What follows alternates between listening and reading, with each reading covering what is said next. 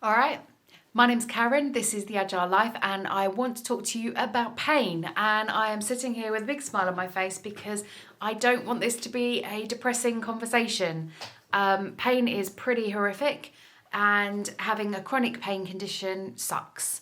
However, there are things you can do if you're in the right headspace and at the right part of your life that can help you to manage your life despite your pain. And today I really want to share with you how I do it. I hope that this is useful to anybody who does suffer with a chronic pain condition, or anybody who has a friend or family member that suffers from a chronic pain condition, because I hope that this is a really easy way to communicate about pain and a really easy way to understand how we can manage our pain so that we can absolutely get the best out of our lives.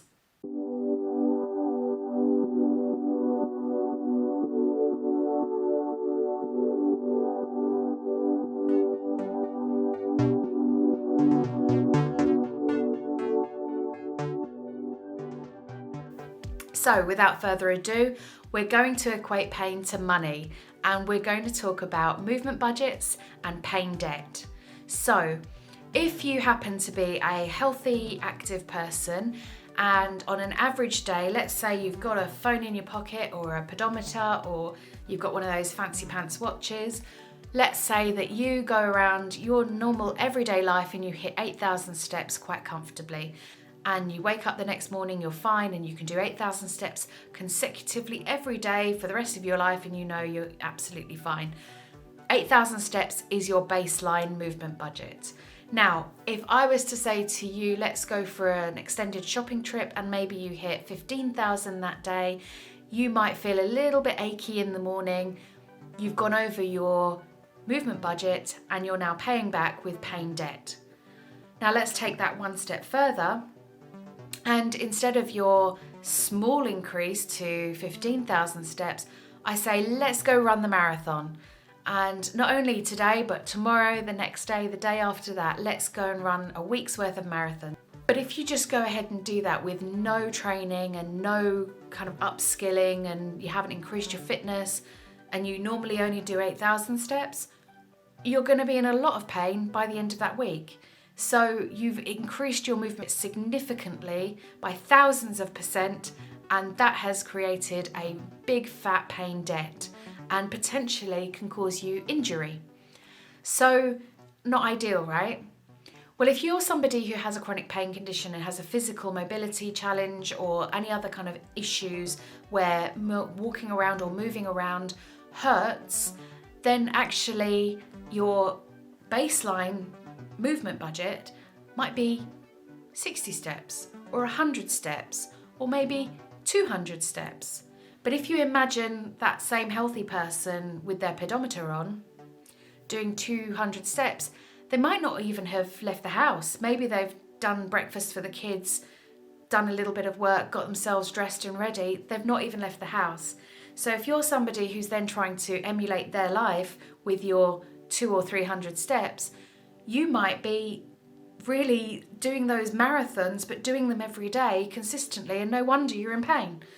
And if you've got a condition that stops you from getting fitter, maybe that marathon runner who's healthy potentially could get fitter, and maybe after a while they'd be able to sustain that amount of movement.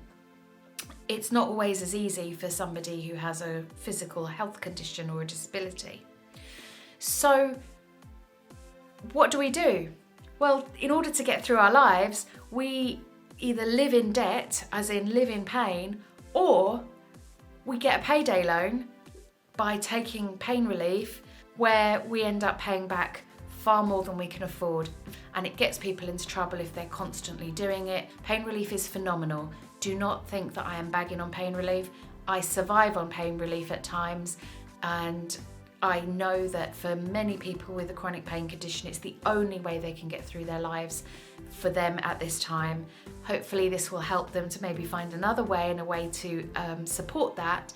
But for me, I feel that the high interest rate of pain relief, that you can mess up your stomach, you can have addiction problems, you can end up with other side effects from the pain relief. And at one point I was given one pill to manage my pain and another one to protect me from the pill that was managing my pain. To my mind, that's not a great way forward for a long-term sustainable way to manage pain.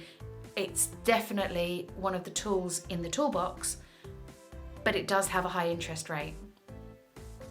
And I definitely wouldn't recommend that anybody alters their medicine without speaking to a doctor. But if you are getting to a point where you're not feeling that you need that medicine because you've built up your strength and you're not going into deficit so much, it might be worth having a conversation with your doctor to see if actually you do need to reduce your medication. But it's absolutely a medical thing that's between you and your doctor. I'm having nothing to do with it. So what do we do instead? Well, you could definitely not do any movement, and therefore you're always inside your movement budget, and therefore you'll not get pain. Well, unfortunately, it doesn't kind of work like that. If you stop doing any movement and just end up, laid up in bed, you reduce your mobility, you have muscle atrophy, or just your general fitness levels will go down, or you can end up with bed sores or problems with your back because of the position you're in. So you do need to use what you've got. So the amount of movement you can do comfortably is your baseline. If you go over your amount of movement, you can end up in pain debt. If you want to use pain relief, then there are side effects or interest payments to be made. If you don't do anything, then you lose your credit score. So what's the answer? Well, it's just about keeping things in balance and managing to prioritize your tasks, breaking them down into small manageable chunks and working on the most important tasks so that you can actually get quality of life and build up your stamina. When you've hit your baseline consistently for a long period of time without injury or fatigue, you can increase by 5%. And just to put that into context, if I was to say that I can dance to one song and I've been able to dance to that one song every day for a month, I wouldn't be able to dance to two songs, that's 200%. I would have to dance to one song and the first 4 bars. That's it. You've not even made it through the intro. It's a very small increase in movement that you can add to your baseline. And then when you can hit that increase consistently for a period of time, you can go up 5% again. Not 5% on your original target, but 5% on your new combined target. And if you work in that slow, methodical way, then you'll be able to increase your movement budget and actually gain back some mobility and strength. Now, that doesn't mean that the underlying condition's going to go away. I still have EDS. I still suffer with pain. It just means that I can do more with what I've got. We move forward and someone rings you up and you've been balancing your life really, really well. You're in the black. You've been increasing with your 5%. You've been under control. And they say, "Hey, best friend, it's my wedding. Would you like to come?" I can't, because going to a wedding will definitely blow my budget. What? I can't do that? No, of course you can. You definitely should be able to do those high value items, even if you're going to completely blow the budget, because it's really important that you're living life and having experiences and doing the things that are important to you. If you actually like them and you want to do it, do it. That's just like whacking it on the credit card, so long as you know you can pay it off. So I might take a few days beforehand where I relax and do very little, or I might book a couple of days off afterwards so that I can get over it, because I know I'm going to be in more pain, so I'm just going to manage that situation. Or I might make sure that I'm in my chair throughout the service, and the parts that maybe don't need me to be walking and running around.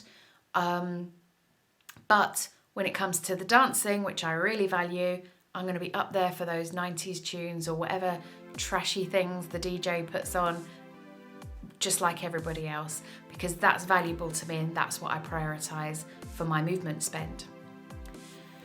So if you chuck it on the credit card, that's fine. Just like having a credit card is fine in the financial world.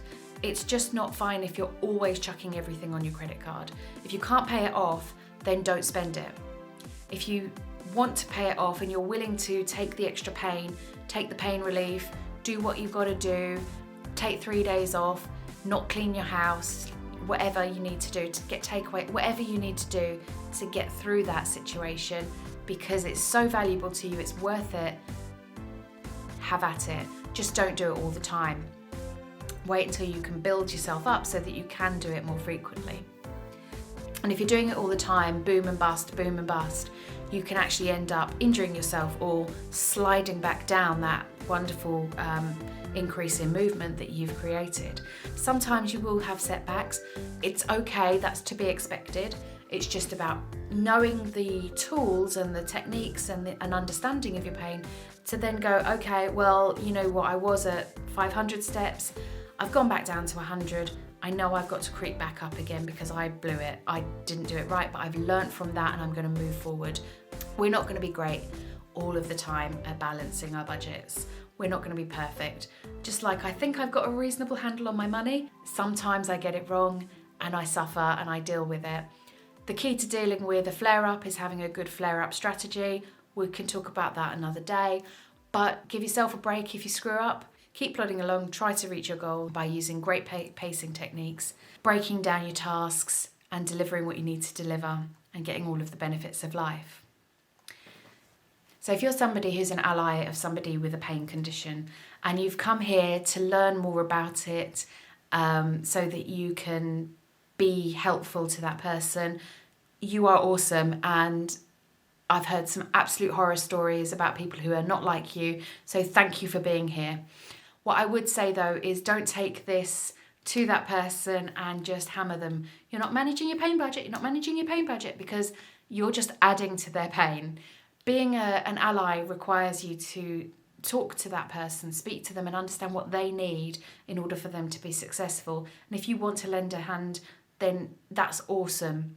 We're not going to be perfect all of the time, but if we know how to manage our pain, we can reduce our reliance on pain relief or reduce the amount of time that we spend in pain or reduce the amount of pain that we're in. That's all I've got to tell you today. I think there's loads and loads of stuff that we could definitely unpack in future videos. If there's any area you'd like me to expand upon, definitely got enough material because it's taken me ages to get this down to a short video. If this is helpful, it would be awesome if you don't mind popping a like on there so I know that I can put more content out like this that's useful. And if you've got any areas that you'd like me to go into further, a comment would be awesome. So when I first heard all of this stuff that I've just explained to you, I was so closed-minded. I was in severe pain. It was massively impacting my life. My life had shut down to me being bedbound. And actually, I hear someone telling me I just need to manage my movements a little bit better and all of this will go away. I did not believe them, and I definitely did not enact any of these things at first. I thought there's no way that the answer could be as simple as balancing out my movements, prioritising and dealing with the most effective, most important things. But here's the thing, I eventually got into a better headspace and started to allow some of the things that I'd learned through my Agile development practice, but also through medical kind of advice. And I started to bring some of those things in. I started to use a wheelchair for long distance so that I wasn't using my budget up, just getting to the station. And slowly but surely I was able to balance my movement in such a way that I was able to get my life back on track. Once I allowed myself to believe in the fact that balance was the answer to my problems, I started to make progress and increase my credit score and was able to move more and got in control of my life. So it's okay if you're feeling that what I've just explained is too simple and there's no way that that's going to resolve your problems. That's all right. And in fact, for some of you, it may not be the answer. I'm here trying to just literally share with you something that really did work for me when I took it seriously, in the hopes that this is really helpful for you guys. So that's all I've got for you today. My name's Karen, this has been The Agile Life, and I would love to speak to you again on this or another topic, generally around how you can simplify your life and improve it so that, if you do have a health condition, or even if you don't, you can get through more with the time that you've got. It's been lovely chatting to you. Speak to you soon.